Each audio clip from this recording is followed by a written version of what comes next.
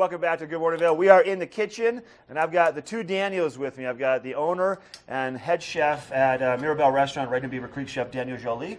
Nice to Good be morning. here. Nice to Good see morning. you. Yeah. And then we have another Daniel, Yeah, another gentleman from Belgium, Chef Daniel Latour. Yes, exactly. Nice to meet you. Thank you for being here today too. Yeah, thank you too. Do you have to get up usually early to go and cook? You don't usually, do you?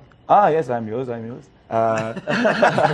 Chef Daniel. So I want people to know first about Latour. I want to say Latour, but about Mirabelle.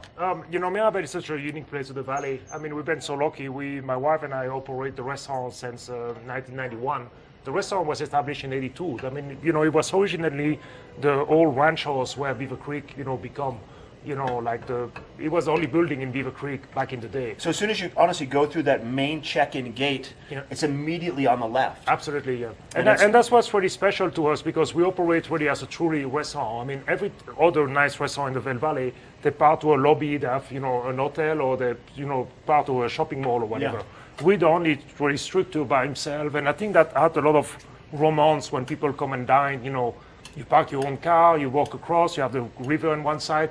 It's just, it's some charm there, and I think, that's fit very well with what we do as European people in the kitchen. We kind of give that atmosphere of all Europe, and I think that's really cool. And it's set in that old farmhouse, so you have different rooms, and each room has its own little style, and it's not one big dining room. You can have a small group in one of the rooms, then another group in the next room, and it's unique. And that's why, I'm a big believer. I think, it's above the kitchen, is the atmosphere, is the way you get treated by your waiter, is all that what make a perfect dining experience. Sure. And what we got today is, part of our menu item, we're using halibut cheek, and that's kind of the... Halibut cheeks, I want to say that again because you said it fast. The cheeks of the halibut, the fish. And I think that's kind of where Mirabelle stand with food. We want to bring stuff when people is familiar. I mean, we want to bring something like they might not find in superstore. And I think the cheek is a little more, tender as a piece of a halibut. Okay. A little more meaty, and not something you might find in every Christmas, every store. And I mean, it's something a little more unique. And if you like halibut, you're more likely going to like the cheek. But I'm a cheeky kind of guy. Yeah, why not? And we got, Daniel is searing both sides just with a bit burnt noisette. And I'm going to add a couple vegetables just to, make the whole experience. Now, would two be typically on an entree? You'd have two cheeks? Yeah, usually you get 2 to 3. Kind of depends because obviously the cheeks depends how big is the fish himself. Yeah. I mean, it's depends. That the looks size like a of it. big fish cheek to me. I mean, halibut is a big fish. Halibut can go all the way to 40, 50 Is it pounds. kind of like the tenderloin of the fish? Yeah, it's like that nice, beautiful. You can yummy... compare that to that. I mean, obviously.